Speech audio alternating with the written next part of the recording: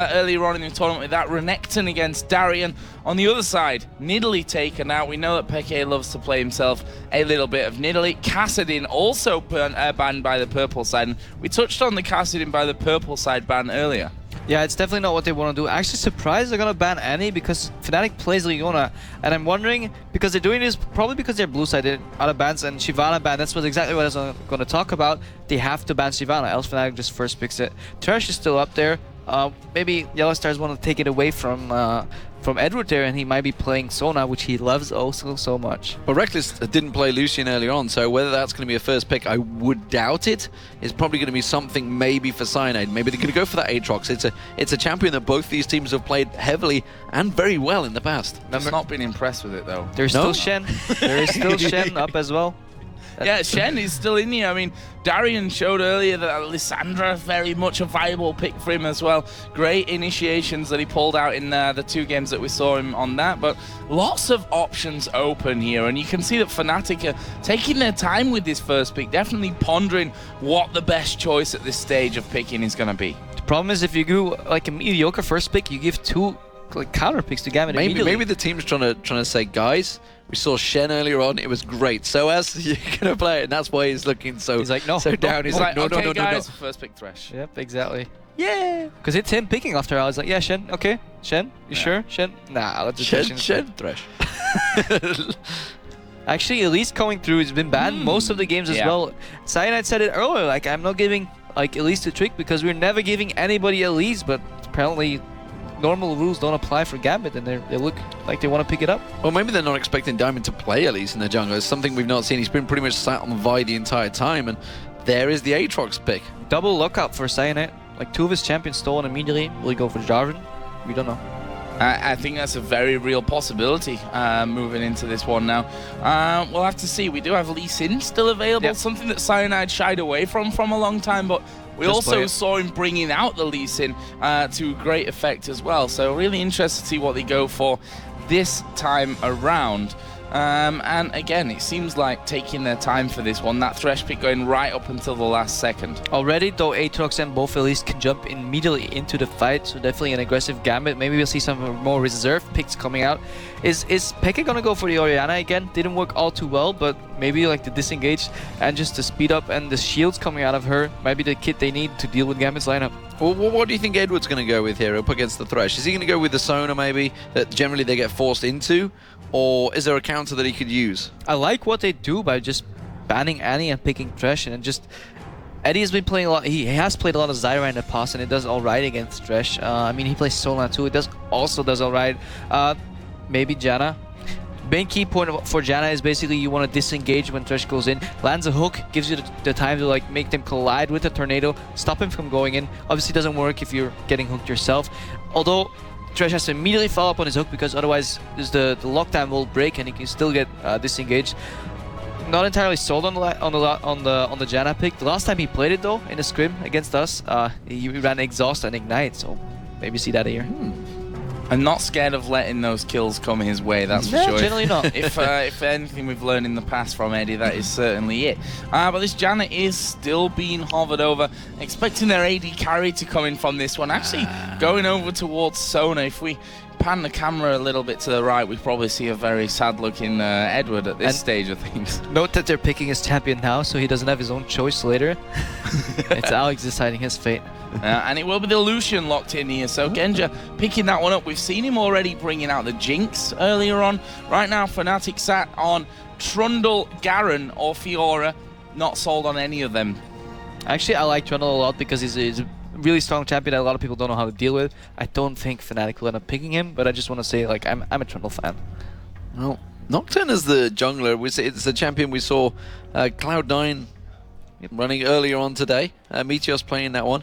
But the problem with Nocturne is one of those champions that can do really well or really badly. He basically needs synergy. He needs people to follow up with.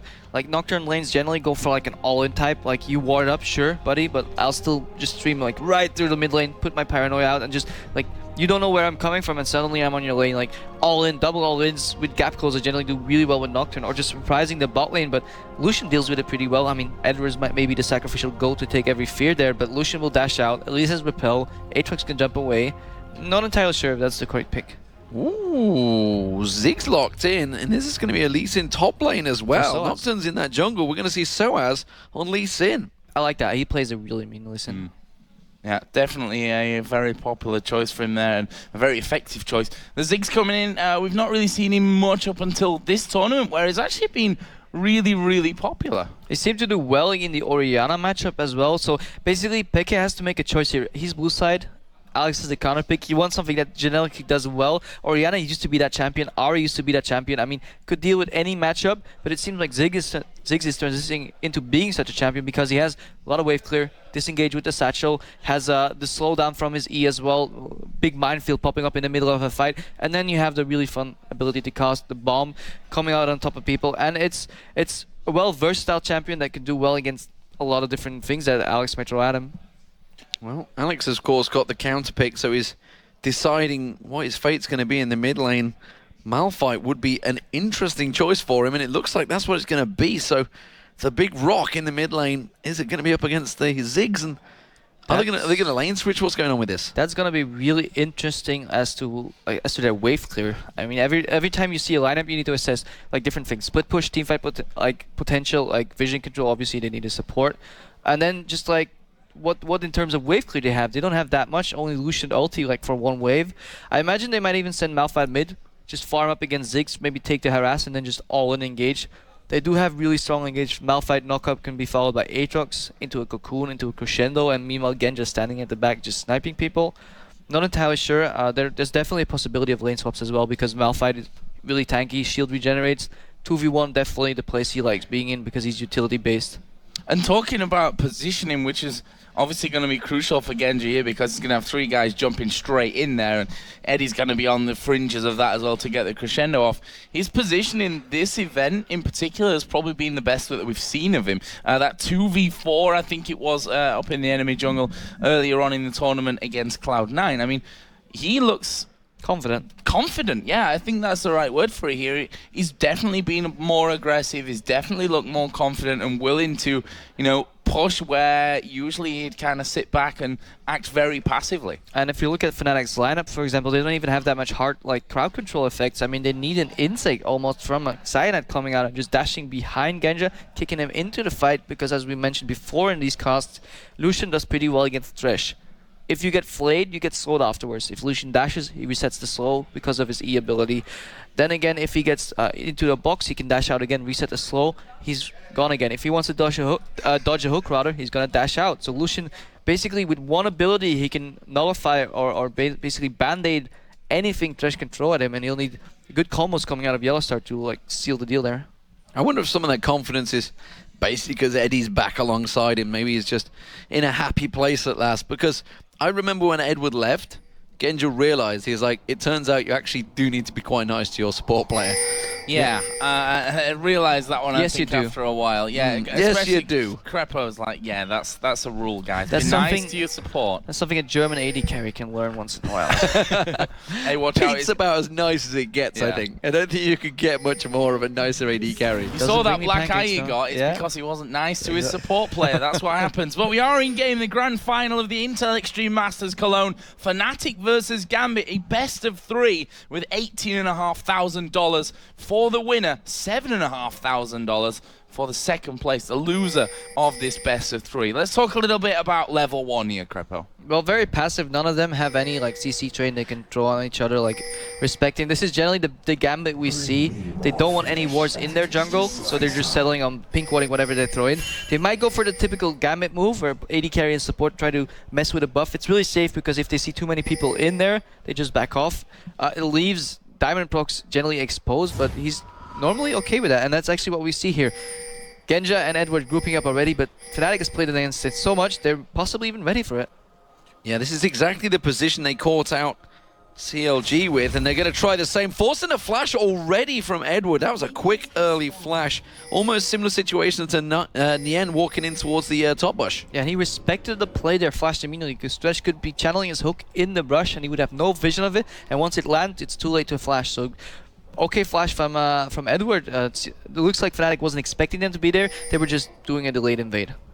So let's have a look down some of the others. Of course, it will be Darien playing the Aatrox, starting off here with that Doran's Blade. So a fairly aggressive start from his side of things. He's going to be in that 2v1 lane. I say 2v1 lane, it's actually going to be a 1v1 lane in the bottom because Soaz is working his way down there with Lee Sin. Well, Darien on Aatrox, this is a champion that he basically was the first to bring out on the scene, I think it's safe to say, certainly in the European LCS. And it's actually a champion that he's played very well with. Wicked's also champion in that top lane as well. It is a champion they've all played very well with. Ignite going down on towards YellowStar, very much aggression. If only Edward had a flash right now, he'd be thinking I could get that power cord onto him, but it's not to be. Yeah, and I actually was not on your screen, so sorry for putting that, but that was actually basically YellowStar engaging that with Hook, but once it died, the zone dropped and immediately counter-engaged by Lucian and Sona with immense poke, and that's really gets punished because Tush has no Flay, has no Lantern yet, no counterplay possible, so even landing a Hook doesn't even mean a good trade. Oh, the Hook coming through straight down the middle of the two, and actually Nocturne is working his way up. Fnatic with that early push that caused the flash from Edward at level 1. They put a ward down in the tri-bush, which has allowed now Cyanide to realize that he has free reign on this top side. However, with Elise still somewhere around there, they spotted him with that ward that was put down by YellowStar. Also at the very start of the game, they saw that Elise on that top side and they don't want to risk it by the looks of things.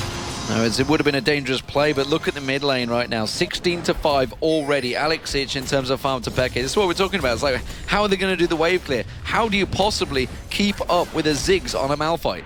Yeah, and it's really dangerous. Even if Elise ganks him, he still has a satchel to get away. And Malphite doesn't have that much to offer. And Diamond's coming in. Diamond's coming in. The Cocoon does land, Joe. They're going to try and come in for this one, but Cyanide is there. Surely they're not going to go too deep for this one, but they will do. And you can see Cyanide forces them back away straight away. Keeps Peke safe. Just about. Yeah, he waited a long time there for that flash, really obviously feeling confident in the damage that was going to come his way, knowing exactly how much he could take before jumping out. We should also know that he's gone flash barrier in for this one. Didn't use the barrier in that last fight. Might need it now though, because Diamond coming in the satchel will actually propel him away from the Cocoon. He's safe for now. I really like what Diamond's doing here. Yes, Malphite's getting pushed in early by Ziggs. Later on, he may have some wave clear with repeated E usage, but right now, all he needs to do is make that a 2v2. Top lane's comfortable, knowing that the jungler is exactly where we can see him, and that's really good against the Nocturne. A good flay. YellowStar hooking on towards Genja, pulls out the barrier already, but Genja just reacts quite quickly, but he gets an ignite down for the process and basically forces him back here. The Fnatic lane being aggressive. Satchel charge once again from Peke, bounces away. I'm loving how much Ziggs play we're seeing this weekend. Yeah, and definitely good pressure by Diamond. You have to know that 3 Cocoons out of 3 that he's landed. He's doing so well. No, he's now headed up towards the top lane, realizing, okay, I've spent enough time down in the mid lane. Now I'm going up top as that ward comes out from YellowStar. The Lantern comes in as well. Rekkles able to get away. The Cocoon just flashes straight down the middle. Very efficient ganking. He's going back around because right now he's denying them farm on the top lane. Yes, they see him, but he doesn't care. He's like, okay, you're going to lose farm, you're going to get frozen. He might even help to freeze here and just let Genja base. When Genja gets back with more items, Fnatic's going to be in a whole lot of trouble. It was one of those scary moments that everybody's found when you turn that light on and there's a giant spider. It's like, quick, back away. There's a great big spider here. Lantern was flung out straight away from YellowStar. Wasn't having any of that. So, we saw Genja has just nipped back, got himself a second Doran's Blade and boots. Meanwhile, he's going to return to the top while Diamond takes a couple of lane attacks. This is really interesting. Okay, Diamond forcing the 2v2. They're expecting Genja to show back up top, but essentially what's happening is Diamond's getting the farm. Hook misses, so nothing's gonna happen. And look where Genja is going. He's going down bottom. And speaking of the bottom lane, look at it. 39 to, well, it's 33 now. It was 27 a moment ago. Soaz is actually being quite heavily out-farmed by Darien in this matchup. And he needs to be really careful here with this one. Going to get slowed down. He's going to dash off to the minion. Flashes away from the knockup, but it's not going to be enough to get away. First blood, Darien. And this is all Diamond Proc starting this, and a beautiful game read by Genja. He's basically stepping outside of the meta game yet again, but they're engaged from Fresh.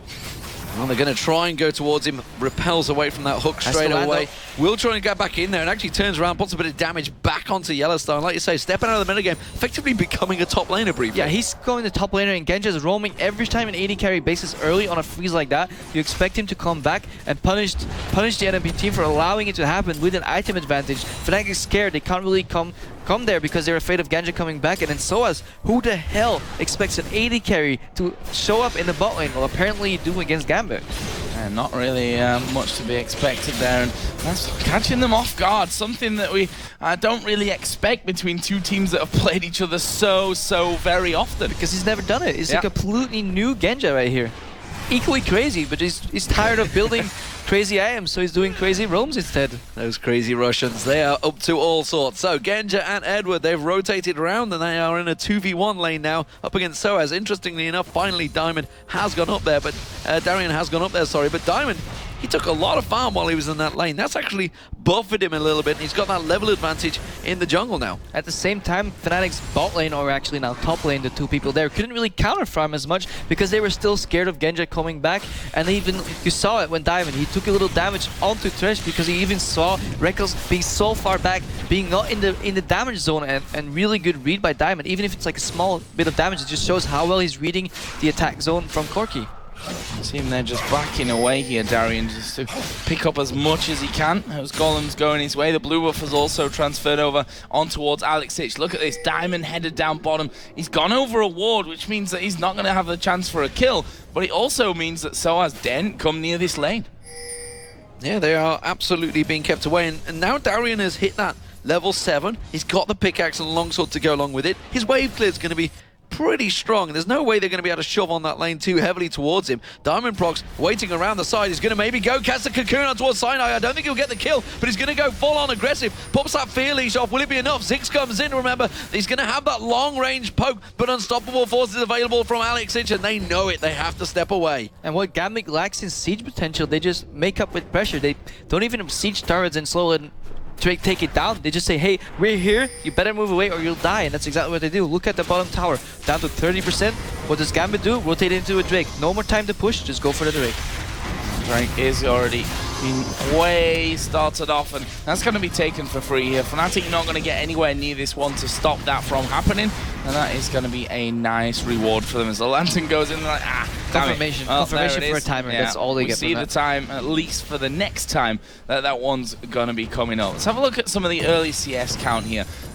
xPeke versus Alexic, that's where the big difference is. 82 to 52 CS in the mid lane. Yeah, but xPeke does has a push advantage there. Yeah, he's gonna beat Malphite. Of course he is. Malphite has nothing to offer. But once he hits level 7, 8, and 9, that's where the pressure comes in and you can combo. But the problem is there. Like, it's only a 300 gold difference. But look at the top.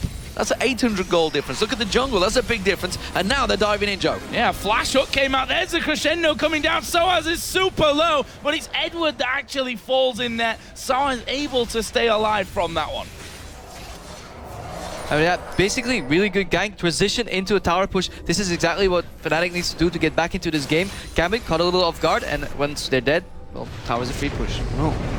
Alex is popping down the bottom. Genja's been aggressed upon here. Cyanide gets that feeling. He's quite successful, turns him in the right way, but now he's going to back away, and Alex is still back down there. He's going to unstoppable force away. He could catch someone on towards the tower here, but it's only Soaz. He'd be crazy to go for it, but he does anyway. It gets kicked instantly away, and that is going to be Soaz getting away just about with the ignite. That was a really damn well played play by Soaz. He kicked him immediately, even as he got knocked up there, because one more auto attack would have killed him. Damn, Soaz. Impressive. Impressive play. Now Diamond actually coming around the mid to xPeke, who's got that blue buff on. Diamond didn't really want a piece of him. He's quite happy to sit back here and soak up a little bit of farm. But as you said, fantastic reactions really is what it was from Soaz to get that kick. It had to be smart cast. To get that kick off at the exact right time before he went down. And, well, we didn't expect Alex to maybe go in for that one, but he was like, well, I can do it. I can take this one. Not quite working out for him, but all that time that Alex is roaming again puts him even further behind in CS. As long as his team picks it up, though, it's fine. If you doesn't matter who gets the farm, as long as you get it all, it doesn't matter how you distribute it. You see that a lot with top laners like Rumble, or mid laners like Rumble, or mid laners like Malphite. They rely heavily on their ulti. As long as they get that off and they get the other members on their team farmed. For example, Diamond, he's at least percentual AP damage is really damn big thing. Yeah, and it was Diamond that actually picked it all up against xPeke and that made sure the tower didn't get pushed in. And let's not forget Darien in this top lane. He's just been staying up here, farming away, and that's all he needs to do. He's going to become a tower pusher, but Joe, they're diving on towards Soaz. I don't think I'm going to be able to pass this one because he's going to go down. The ignite is running, and now it's Darien that picks it up. It's going to be a tough job in that top lane now for Soaz. Ziggs bomb came in there from xPeke, and he's going to try and rescue this turret. Darien obviously has his Bloodwell available here, but it's not something that he'd probably like to have popped at this point, so they decide just to walk away. Peke's pressure back, manages to keep that tower up. I really like the way Gambit's playing out the weaknesses of the composition and playing the strengths. It's like these 2-man, 3-man combos with CC chains on top of each other and just really high amounts of damage coming out. That's really, really what they need to win this game, and they're doing it. This game is so good, it's making Crepo become more Belgium as we speak.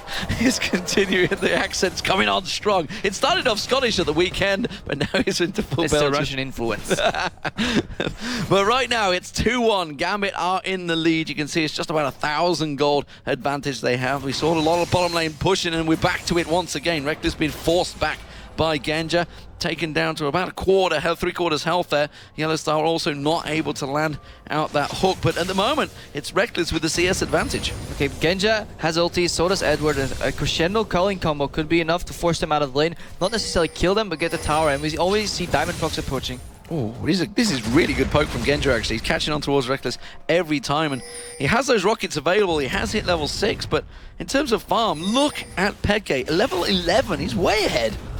Yeah, absolute country mile, and he's got 1,700 gold to spend with him right now as Genja and Edward continue to push this bottom wave up. Rekkles just able to farm, obviously, at range now that he's got that 6, as the blue buff also going to be secured and given over to Peke for the second time. Yeah, he's getting really strong, but he'll have to use that strength somewhere to help his teammates, because basically people are just rotating in and out of his lane. He's sharing farm. Gambit's entire lineup is sharing farm throughout and just using it one by one by one by one. But Peke's taking all the farm, but he's not using it. He's just farming and farming, but he needs to start fighting. Well, look at the build that Darien's building. He's got that Tiamat in there. The Vampiric Scepter earlier on. I'm expecting some serious cleaving coming on as he gets in towards this later game. Cyanide and YellowStar in this bottom lane, walking through a ward. They know exactly that they're there. I wonder whether Alex is going to rotate in. I don't think they are. I think they're going to stick with a 3-on-2 stack in this bottom lane. Maybe a 3-on-3. Now Peke's trying to make a move, but every time he does, they step away. Diamond, he's hitting every single cocoon here today as well. Certainly on form with his aim. They know that Cyanide's there. They know that he's hanging around. And actually, they've got the vision of this one. Cyanide, he's going to pop on his spell shield and will be able to just walk off. Cocoon goes through and didn't hit YellowStar, but he actually stopped the recall to get away. But this turret's gone. They've completely zoned them off it. Yeah, they're going to take the top turret as well. Darien, unstoppable really up there. Soaz can't do anything about it. Now he's got that build starting to really stack up. He just needs to pop that ultimate and just cleave it down. As I said before, they don't have 5-man siege, but they have good combos they can play out with each other. Like at least Sona Lucian still has the same amount of poke in the early game that can punish people defending a tower over and over, especially when they're in number disadvantage. Malphite is constantly disappearing from the lane. You don't see that much, but he's moving left and right on the minimap and constantly threatening the possible roam, not even doing it. Oh, is this a bait? Is this a bait, Joe? They're going to go in. That's going to be the crescendo going down. He's managed to get away with the lantern. The ignite was ticking, but they wanted a fight there. I was hoping Edward was going to go for the Korean play and put a ward on that lantern and then just deny it, but yeah, he just didn't quite do it. But still, he forces them out, and what they do? They capitalize on that play, taking a Drake yet again. Oh, this is dangerous though. Edward actually, so YellowStar coming around the side there, not quite able to get in. Alex takes a lot of damage. There's the bomb. It's not got enough on it just yet though. Chalice, double Doran's ring for Peke. If he'd spent some of that 2,600 gold that he sat on, he probably would have got that kill. That's actually something, you know, that I was talking about earlier with Genja at the end of the CLG game. He was sitting on about 5k by the time the game ended. It's like, the final push, he had about 4k in the bag before they even picked up any kills. It was like, that could be dangerous, because, you know, that item could be the big difference. But Fnatic get themselves a first tower in his Peke, unsurprisingly, because he's been dominating the mid. Because he didn't base, he kept adding pressure and pressure and pressure. Other guys had to base. Peke's like, okay, I can buy right now and get stronger, but why do you need to get stronger? To get objectives. If you can get them anyways, it might as well be worth saving your time and just getting a really big item, spiking up, and sometimes even surprising your opponents. If suddenly show up with a Rabadons or whatever you have, he actually went for the Athenes here, but the spike in damage can really catch people off guard. So, definitely not a clear-cut game at this point. Gambit with a 3,300 gold lead. Up 2-1 in turrets, as in kills as well. As things quieten down once again, the junglers back onto their paths. And they saw that ward actually going down on the top side of their own jungle earlier on, so they know that they're in full vision of Gambit at this stage of things. where the next play is going to come in. We've just seen a pink ward being put down there in the brush by Edward, so we may expect to see Diamond trying to sneak through that lane to create some opportunities. I'm actually wondering when Cyanide is going to show up and actually make a play or a gank, because so far, I mean, Gambit's overextending quite a lot. Hook going down in bottom. Hook gets onto it. It's only Edward. They're just drilling forward. Not going to be enough to worry him, honestly. And speaking of pressure, it's again in the top. Ravenous Hydra picked up now, along with the Giant Spell. Darien is not going to give up on that top lane. He's going hotshot GG style and just going to keep on shoving. Slight hesitation there though. Why didn't he follow up with the hook into a flay with the Nocturne ulti? They were afraid, and they're afraid of Gambit, and Gambit loves it when you're afraid because they'll toy with you like a prey you are.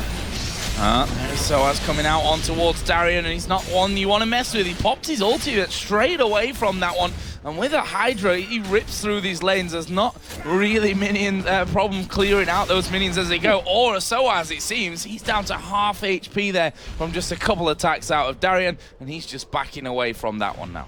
We'll have to see though if Gambit's fixed these mid-game transitions, because when we play them, often they get ahead in gold, but somehow they find a way to ruin that in the middle of the game. Well, Rekkles and YellowStar, got to be careful. They've got a spider crawling around their jungle, along with a rather large rock. They throw out the cocoon, not going to land onto Cyanide. Cyanide once again taking a heck of a lot of poke from Diamond. Diamond has been bullying out of that jungle every single time he finds him.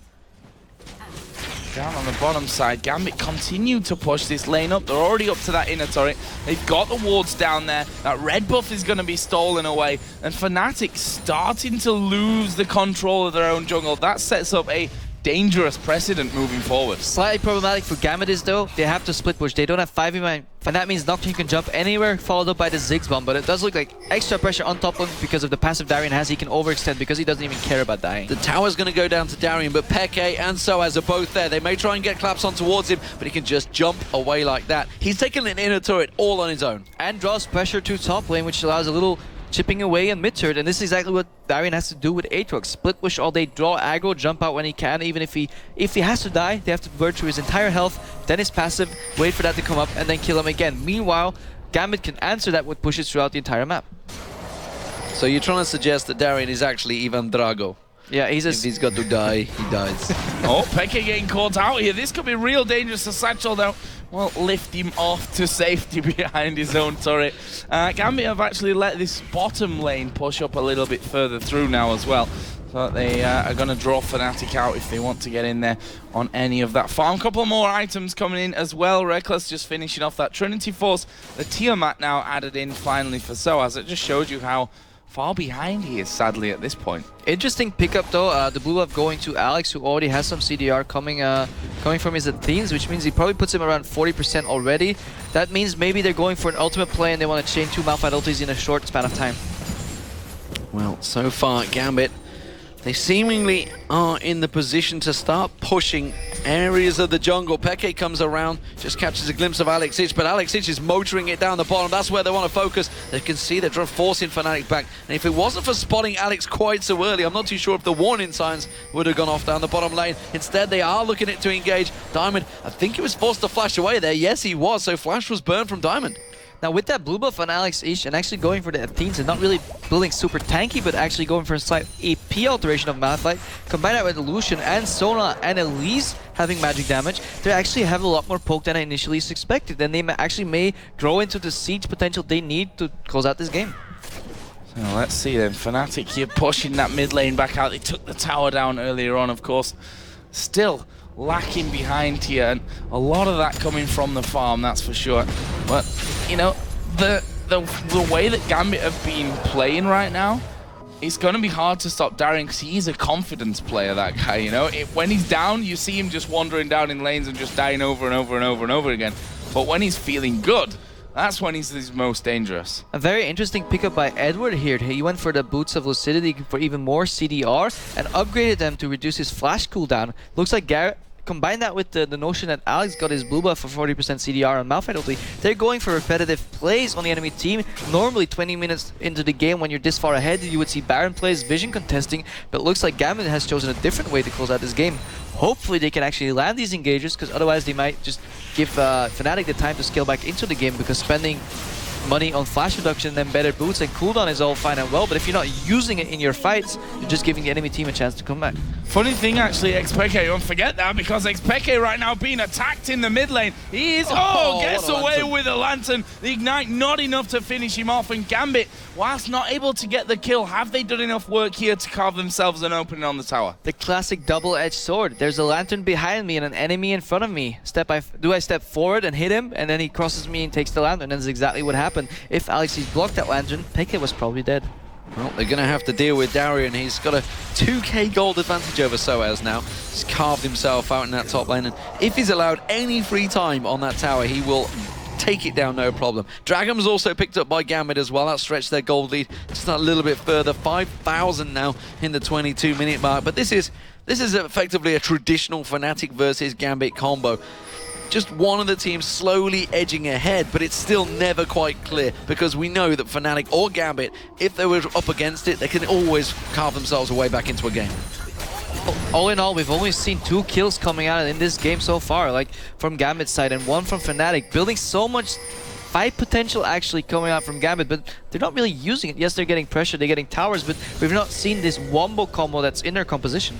Interesting fact for you, Peke actually earlier on bought Alacrity upgrade for his boots and then sold it and picked up Distortion afterwards. I guess a bit of a misclick from that, and it could just be a bit of a sign of lack of concentration. We saw Peke in the at the start of the game having a bit of a yawn. It's been a long day, there's no doubt in that one here. So maybe just feeling very confident. Yeah, doesn't need all that gold he gets. Yeah, exactly. Can just recycle that gold, no problem. But right now he's roaming around mid lane, of course, way ahead in the farming, taking that turret down earlier. He's mops up all the wraiths as he goes through. Fnatic here having to go on the turret as they hooking Genja, but he's a little bit too far back there. Rekkles gonna finish off the tower, takes the lantern, and he's gonna be back away from any harm.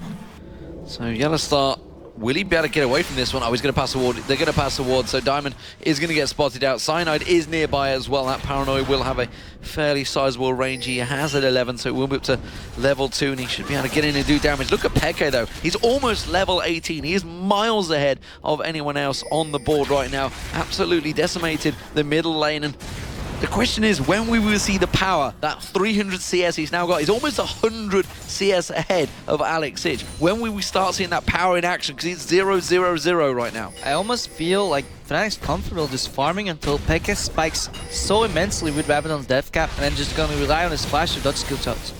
Oh, Diamond and Soaz having a bit of a fight here in the jungle, a bit of a turnaround, and here come the rest of Fnatic. Edward just backing away. Diamond actually repelled and managed to get himself to safety. They're going in towards Peke. Finally, we see Diamond go down, but there's the crescendo coming across, and they're picking up kills left and right. A double kill for Darien, and it might not be over just yet. There's another one coming. It's Alex that mopped up that one, and that will be a 3-for-1 for the Russians. And this is why Elise is such a strong champion. Yes, you catch her, she repels up, jumps away, deals some damage, and in comes the Gambit Pain Train coming in from the side, immediately CC chaining, and yeah, Peke just got blown up there. That was scary. Once Darien got involved, those big swords swinging away, and they were all grouped up, so that Hydra was just beating them all down. 4-0-1 now for Darien. We said it so many times throughout this weekend, throughout so many tournaments. Darien will either do godlike, or he will feed a little bit.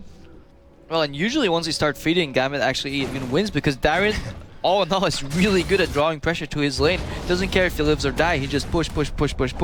Gambit reacts. They're playing well on the reactive game.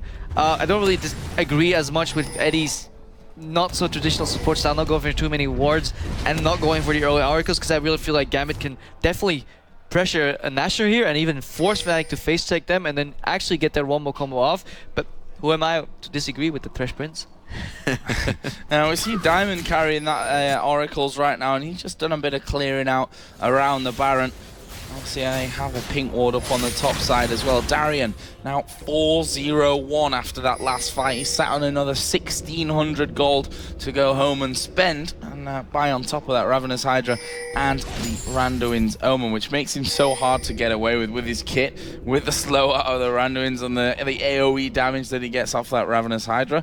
It's not easy to get away from, and if he's in the middle of your team, you're in trouble. Then you're definitely in trouble. It actually indicates that all Fnatic has going for them, all they need to hope for is basically Gambit making a mistake, the old Genja coming back, split pushing all the way too far, and then actually maybe Malphite ulti missing, and then Ziggs doing a whole lot of damage. But right now, Gambit's just taking Nashor. Well, I mean, they're seeing Genja in the bottom lane. They're seeing 2 in the mid lanes. Like, there's no chance they're doing Baron, but it's a 2-man Baron. Darien, of course, with that Ravenous Hydra. Diamond throwing his little spiderlings in there, and they're tanking out the damage quite easily. They've got good ward coverage. They know that nobody is anywhere near this on Fnatic. They saw Soaz going towards that top lane, and that is a 2-man Baron 26 minutes in. But we talk about German efficiency, but this is Russian efficiency. This is only 3 wards protecting the entire Darien area, and they just take it down with 2 people, distracting Fnatic.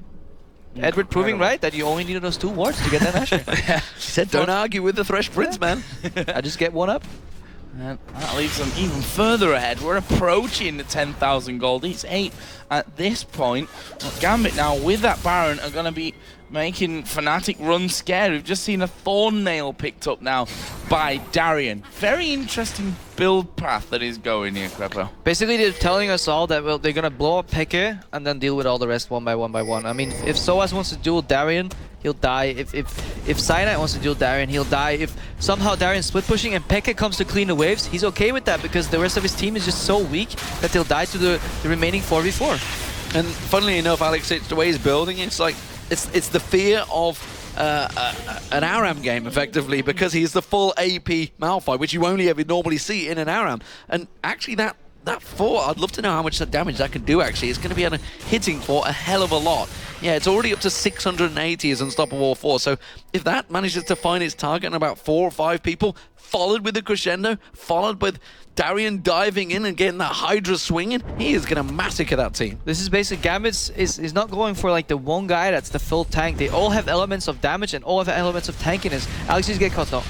Yeah, we'll see if they can take him down though from this one. As you said, he's not exactly weak on his own, and he dives in on towards Rekkles with the unstoppable force. Rekkles will not get away.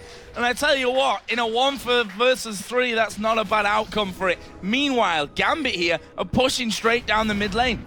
Yeah, they're all, basically every single member on Gambit has enough tankiness to survive for a very short while. At the same time, dive in, do so much damage. Dead. Gonna get him out of the Zhonya's, but not gonna be able to get away with this. It's a 4-man Gambit pushing on towards the inhibitor turret, and well, Darien's gonna be hooking out, putting that ultimate down. He's just gonna be cleaving out that inhibitor. It's not gonna survive. Look at the damage pounding down on towards it. Will they continue pushing? I wouldn't have thought so. They should step away from this one, and that's simply a kill trade, and then they get themselves in inhib. Yeah, positioning on that bottom side as well there by the Tribush.